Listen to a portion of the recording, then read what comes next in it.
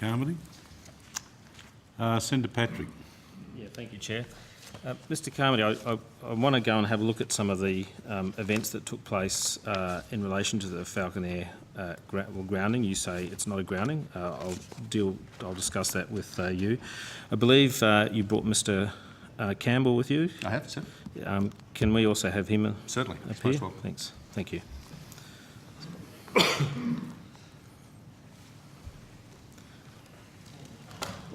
Mr. Campbell, can you tell me what your role at CASA is and what functions you've performed in relation to FalconAir?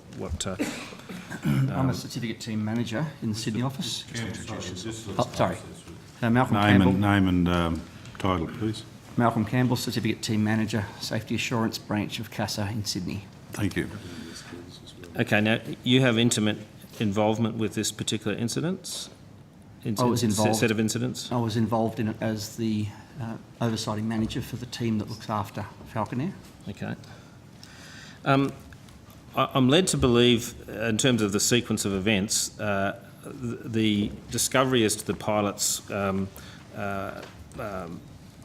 licensing for checking of pilots was discovered when you were preparing for a check flight for the Air pilot in command. Is that correct? Yes.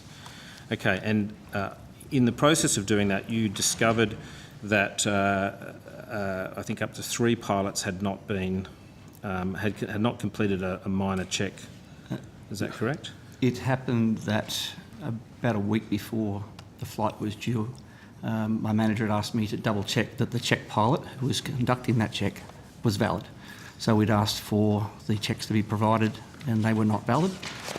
Then I was asked to organise an audit prior to the flight to make sure there was nothing else that would affect the Dominic James flight. So you determined it wasn't valid. Must have been, I think you started this process around about the 1st of December, thereabouts, and the first audit of the company took place, I think, on the 6th and 7th. That's correct. Of December. When you were looking at the fact that these pilots hadn't completed a certain check necessary for them to basically carry out checks on other pilots, did you consider the matter of Queensland Aero Club versus Civil Aviation Authority that dealt with a similar matter? I did not. Okay, so are you aware of that, Mr. I am aware, Senator. Yeah. And I did give that some consideration.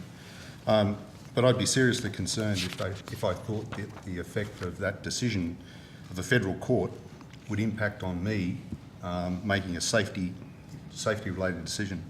And I'm confident, and Dr. Alec, our General Counsel, can come forward and speak to this if need be, but I'm very confident that the actions we took in relation to FalconAir don't conflict with the law, as stated in the Royal Queensland Aero Club decision. But, sure. but I know what the decision was about. Sure. And if I may, Senator, if I understand it correctly, it was about cascading approvals. That's my correct. point that I made in my opening remarks is the entire system was busted. I had no confidence in the people who were checking the people. I wasn't interested in the cascading approvals. I'm interested in the fact that their head of check and training and their chief pilot were well out of currency, significant times out of currency, and that was not good enough. So how would I know that they had conducted the other checks appropriately? We'll come back and explore that. In that ruling, the justice who was in charge of the proceedings said that a person who possesses sufficient skills to satisfy CASA, that he is competent to perform CASA's own flight testing functions and thus competent to be delegated to perform those functions, does not ordinarily cease to possess those skills the instant his flight instructor rating expires, even though the exercise of his delegated authority to test others is conditional upon his keeping his current rating. So that suggests there's a judicial determination here that suggests that if someone falls outside of the requirements that you set, they don't instantly become unsafe. The judgment then also goes on to say that for people that person might have tested, if the person has passed the necessary flight test and satisfies other relevant requirements for the issuing of a rating, CASA has no discretion to refuse a rating to such a person. So the people that followed, who had done a check under someone who turns out wasn't validly qualified, had completed their test. I don't think there was any doubt that they'd completed the test, and they'd completed the test satisfactorily. Would you agree with that proposition? Senator, I might pass over to Dr Alec, who might be able to provide an interpretation on that. Thank you. Jonathan Alec, Executive Manager, Legal and Regulatory Affairs. Senator Patrick, we are familiar with the case. We're familiar with all cases that impacted our decisions, particularly those that involve CASA as a party. You're looking to the well-recognized principle that like cases should be decided alike. The complementary provision is that cases that are not quite alike should not be decided the same way. The critical issue is deciding how like they are. Sure. And while there are some superficial but not insignificant similarities between the Royal Aero Club case and the FalconAir situation, there are some fundamental differences. The threshold question is whether it's different as a matter of law. And legally, the most significant difference is that the actions in the Royal Queensland Aero Club involved decisions taken by a delegate of CASA, effectively government decisions, which are normally governed by principles that you can dispense with insignificant administrative aspects if no one's adversely affected by it, and take a decision which is more rational, irrespective of a shortcoming in meeting an administrative requirement. This was not such a situation. This was a situation in which there was a failure to comply with a regulatory requirement. Now, in that particular case, it involved a chief pilot passing, issuing effectively a flying licence, a pilot's licence, to a number of students. Yes. So that person was a delegate of CASA, just in the same manner in which the chief pilot for FalconAir was a delegate able to check With respect, pilots. Senator, the chief pilot is not a delegate. The chief pilot is an employee of the operator who has the privilege to exercise certain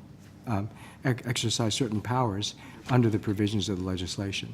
That's just, as I said, it may sound picayune, but legally it's quite significant. Look, I'm very familiar with in court matters when there is a case, the role of counsel is to differentiate and suggest why that case doesn't apply. The general principles in this situation are that the chief pilot didn't immediately lose his competence. He had 30,000 hours of flying time. Okay, so one would presume that he had some level of competence, and I don't think there's any question that the pilots that he then checked completed their tests. I take your point, Senator, and I'm appreciative of the fact that you recognize that these issues can be argued. So I'll make two points here. Firstly, if the question is whether we fail to apply as a matter of law a case that would have determined the outcome, that would be concerning. In this case, it doesn't. Are there issues, general principles, as you say, that are informative? They are. The significant issues here on the facts are that, A, as Mr. Carmody indicated earlier on, this wasn't a question of competency, it was a question of proficiency. So no one was questioning the competency of these pilots. They are capable of... Yes, a competency... Well, competency means you're able to do what it is you're authorized to do. Yes. So you can operate the aircraft, you know what to do. A proficiency check doesn't put a person in the airplane and say, fly the airplane, do what you would normally do. It actually quite deliberately throws up challenging, unusual situations. That's the critical issue. Are you able to handle abnormal situations? A pilot can fly for a year, and that's a critical term in this case, and encounter no unusual circumstances. A proficiency check deliberately introduces those challenging circumstances to ensure that if and when they do arise, the pilot will be capable of dealing with them. Senator, if I can add something, if I may, Chair, the type of, these are medical evacuation flights. The type of operation that happens at 1 o'clock in the morning, someone gets a phone call, the pilots don't know where they're going until they're going. They've got to deal with the weather, the circumstance, do all of the planning. We've had a long discussion about Pele many times in this hearing, so the irony is not lost on me. Planning appropriately for a flight like this, having to divert potentially on the way because of weather, that's about proficiency. I have no confidence, lots of hours, I have no confidence that the checking and training regime was operating so that these pilots were proficient. Many of them were outside of the operational proficiency checks, including the chief pilot, well outside. So I don't know what he has done, but I know that I'll be held to account for if there's an accident in one of those high-performance jets.